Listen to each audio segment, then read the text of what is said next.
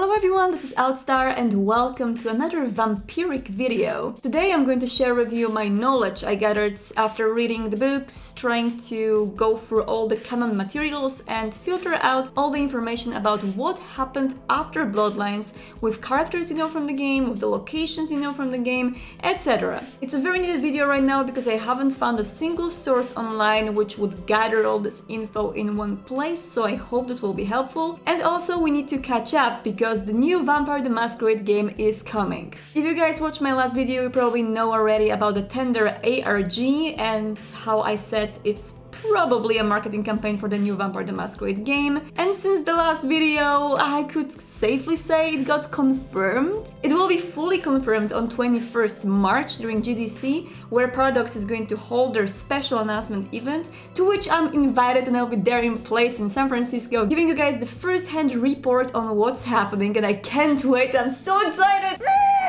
But since then, there was also a stream that happened, during which they gathered some fans of the whole tender thing in New York, put them in escape rooms, put a lot of puzzles in there for both the people in the place and in chat to solve. And at the very end of that stream, they showed a still video of what seems to be a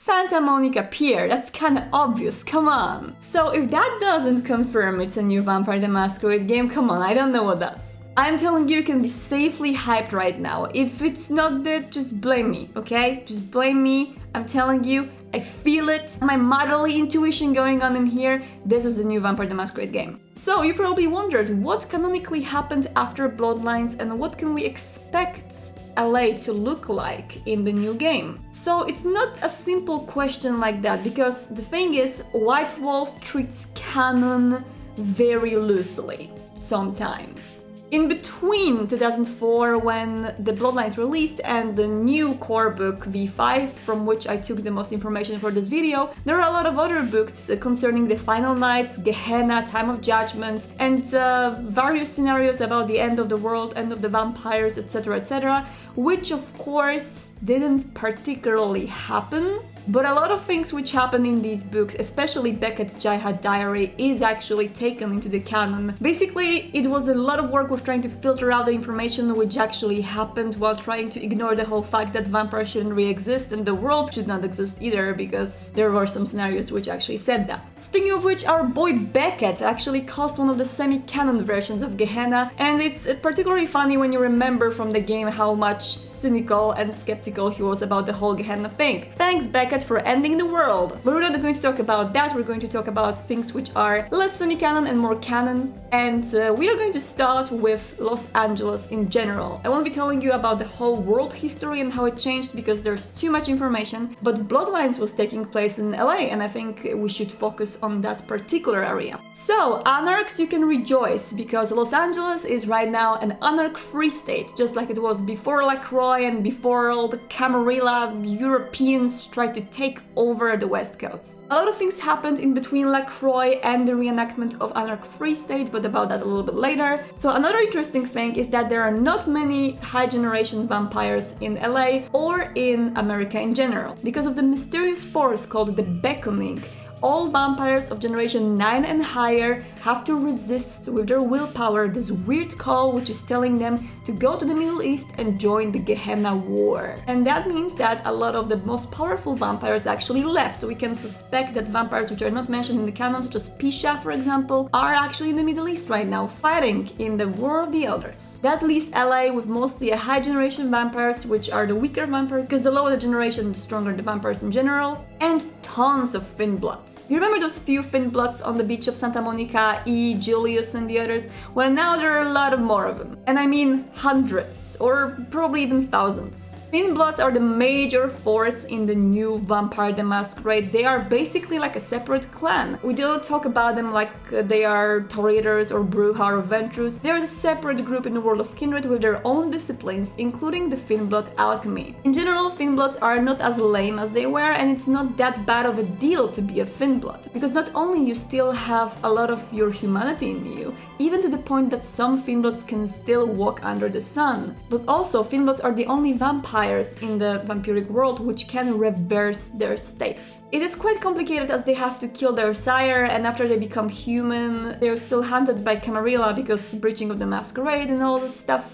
But yeah, a lot of vampires actually are quite jelly of Finnbloods these days. No beckoning, no mysterious force calling you to the east. You can still sometimes walk under the sun, maybe even eat food, maybe even have sex and enjoy it. Being a Finnblood is not as bad anymore, and I'm quite sure that they will take a very big part in the new game. In terms of the general vampiric situation in LA, there were a lot of breaching of the Masquerade in between Bloodlines and now. You remember how Jack told you how in the era of cell phone cameras it's getting harder and harder to hide? Well, not only that, but Finnbloods kind of fucked it up a bit. Not only they actually contacted the police at some point and broke the Masquerade openly, telling, hey guys, we are vampires and the crime rate in LA is mostly caused by vampires, we can deal with it, we can help you with it, which in the end helped the crime rate in LA, but the breaching of the Masquerade was huge. And there was also a religious group of Finnbloods in LA called Holies, which were giving out the pamphlets to everyone saying, hey guys, Bible is actually written by kindred,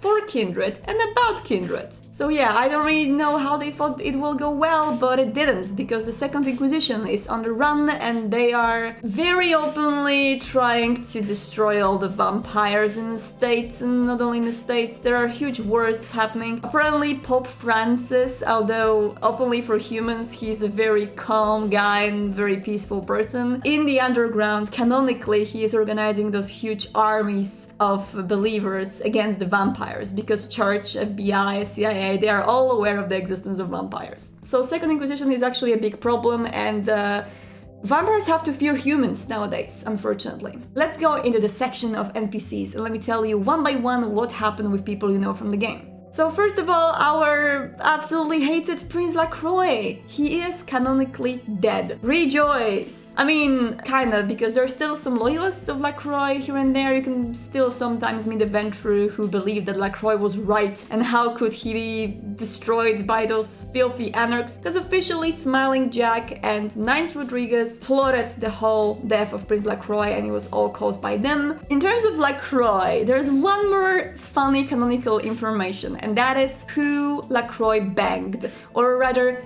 who Lacroix was banged by. So there's a conversation in the new book in between Jeanette and Therese Vorman, our wonderful twins, and the conversation goes as follows. Pull that stick out of your ass, Therese, unless you like it up there. We've always been jesters. Jesters in times gone by assessed the court and delivered their findings to the prince. And so do we. God, you see my skirt and makeup and you just think slut, don't you? Of course, are you not? Yeah, but how many nuggets of gold do you think I pried from the ghoul I was screwing, the repressed warlock I loosened up, or Prince Lacroix when he was bouncing up and down my love gun? Bang, bang. So, yeah. Lacroix was canonically banged by Jeanette, just so you know. After the death of Lacroix, there was one more Camarilla prince taking over, and that was Tara from San Diego. She was originally an anarch, and then she moved to LA and she took over the domain as the Camarilla prince. And Tara was actually murdered by the group of Finnbloods led by Jenna Cross, the child of Smiling Jack, and there was a big gunfight on top of the skyscrapers in LA, in which the last known prince of LA was killed. Now it's time to move to Smiling Jack, one of the fans' favorites. He had a long story and a lot of things going on after Bloodlines. So first of all, after the death of Prince Lacroix, his job was done, and he felt the call to the sea. As some of you may know, he was actually a pirate back in the days, and he sailed to East Africa to the mythical country of Libertatia, the free country of pirates. Now, I'm not really sure if the change in Jack happened then, or maybe it was happening gradually during Bloodlines, but Jack was slowly more and more interested in the topic of Gehenna. And eventually he actually became the prophet of Gehenna, and that meant that he was very dedicated to the purpose of bringing the Gehenna to the world of kindred. He went back to LA, and what happened there is he found this mortal young woman, the student, called Jenna Cross. And what drawn Jack to Jenna was the fact that she had the birthmark in the shape of a crescent moon. So in the books about Gehenna and all the gathered knowledge that Kindred had about it, there was one motive that interested him in particular, and that was the last daughter of Eve. It was supposed to be a mortal woman with a birthmark of a crescent moon. That woman was supposed to take a vital part in Gehenna, and without her the time of judgment wouldn't be able to happen. She was crucial to what happened with humanity and what happened with all the creatures during the apocalypse. So Jack was very much into her after he found her. He took her to the tattoo parlor first to fix up her birthmark and actually tattoo over it just to make it more visible, and then he made her his ghoul. Now there's another thing that happened which you guys should know, and that is the big thing in the world of Kindred called the Withering. Withering was a very weird sign of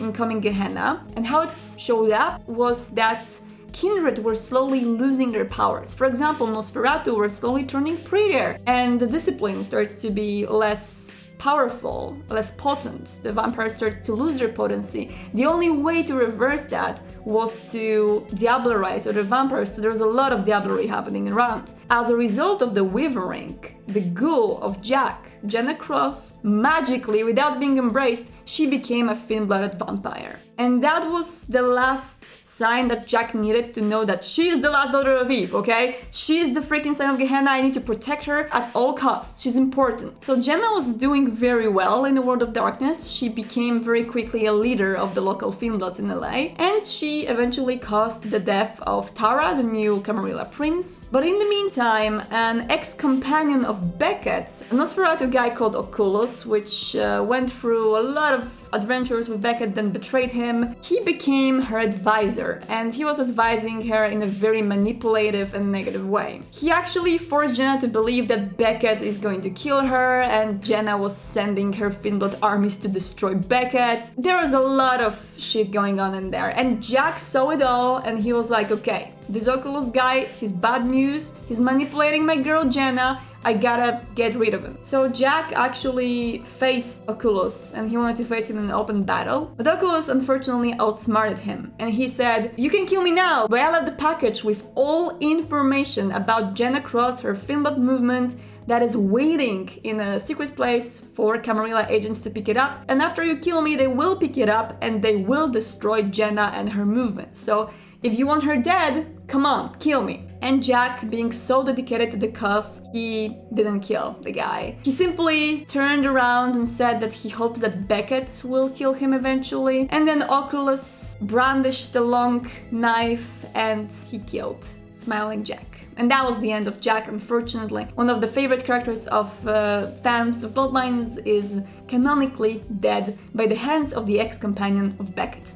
Now about Beckett himself, well, okay, his story is huge, and there's a lot of things that happen with this guy, and a lot of it is semi-canon because it kind of concerns the whole Gehenna end of the time, end of the vampires thing. So it will be difficult to kind of sum up exactly what happened and what didn't. But what we know for sure is that Beckett was very interested in Thin-Bloods in LA, and through the help of Smiling Jack, he was doing all the research there. He also got himself a private jet, which was also his haven, which he used to travel around the globe, researching all the things he was interested in, starting from Baba Yaga to Dracula and, you know, all the important bits of Kindred history. As you probably remember from Bloodlines, he was always very skeptical about both Gehenna and the existence of Cain, which is kind of funny when you consider that both the Gehenna eventually happened and the fact that Cain actually joined him in his adventures, and they were traveling together for a long time. Unfortunately, the force of Withering caught Beckett, and although even Cain himself tried to stop the Withering from completely wiping out all the abilities of Beckett, he wasn't able to do so. There is no specific mention of the death scene of Beckett, but it is assumed, judging by the canon, that Beckett died due to the Withering. We are not very sure what happened with Cain. We know that Cain was also subject of Withering, so his powers were also lessening in general. Unfortunately, we can assume that both Smiling Jack and Beckett are not alive anymore. And by not alive, I don't mean they're vampires, they're dead.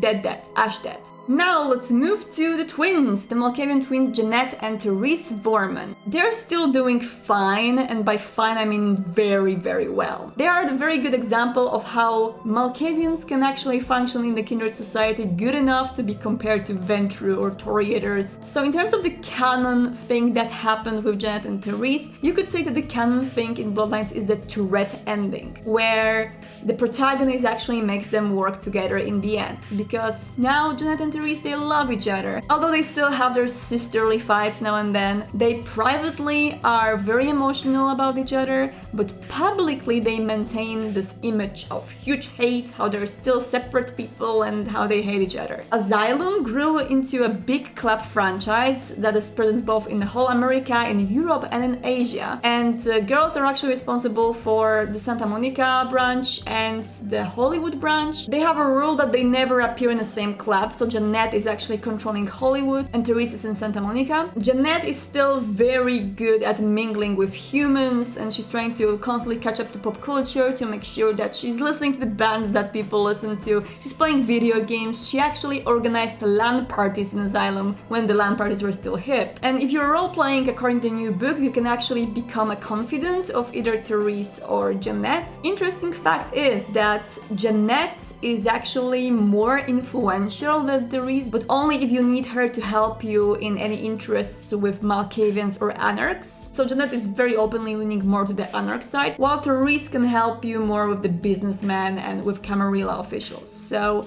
Therese is officially still very much connected with the Camarilla, while Jeanette is flirting a lot with Anarchs, and she's doing very well at it. Now, Mr. Nines Rodriguez, our very handsome Anarch, he was officially revealed to be called Armando Rodriguez. Nines is merely a second name or a nickname, actually. So he canonically helped with the fall of Lacroix, and as you remember from the game, he was constantly saying how he's not the leader, how he's not the official Baron or Prince of the Anarchs, and he hates these terms. That stays after Bloodlines. He still doesn't want to take the official leadership of the Anarchs in the surrounding areas. He's also asked to help in San Francisco to reinstate the Anarch-free states in that area, but he stays in LA. He's very connected to his grounds and he never moves from there really. He gets in trouble with some rival Anarchs, which actually set his haven on fire. But in the end, nowadays he's still alive and he's still thriving as a very respectful member of Anarch society, getting in some trouble here and there, but not taking the official leadership. He's just there to help. Now, Isaac Abrams and Maximilian Strauss, they're both not mentioned specifically by canon books, but they both appear in the LA by Night Chronicle, which you guys may know from YouTube. So Isaac Abrams is still the Baron of Hollywood, doing very well, and Maximilian Strauss is now a Keeper of Elysium. So talking about Strauss, we gotta talk a bit about the situation of Tranmere, which changed considerably when you compare it to what happened in Bloodlines. As you maybe remember, in Bloodlines, the pyramid of Tranmere was still very rigid and very much there, but the whole thing broke. The whole hierarchy of Tranmere clan is destroyed nowadays because of the fall of their main chantry in Vienna. The whole structure just fell apart. So now Tranmere are divided in three groups. There are Camarilla Tranmere led by Mr. Schrecht, there are Sabat Tranmere led by House Goratrix, and there are Anarch Tranmere led by House Karna, which is a very funny little mix of Tranmere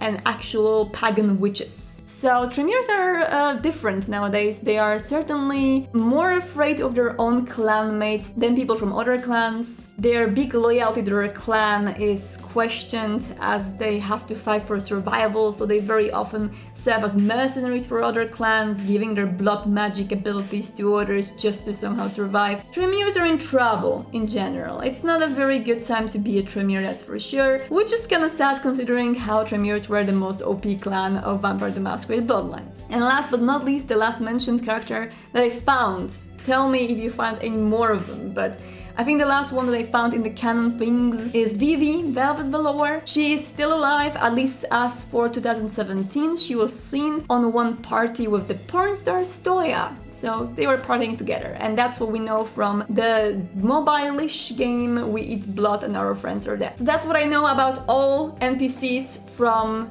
Bloodlines. I don't know anything about anyone else. I couldn't find any information about Bertram Tank, about Gary Golden, Mercurio. So if you guys found anything, let me know. And I hope this video was informative for you. I hope that you know now where LA stands and where the Bloodlines World stand right now in 2019. Thank you so much for joining me today, and I would love to give you some more vampire related content in the future. Thank you, and don't get lost in the night. Goodbye.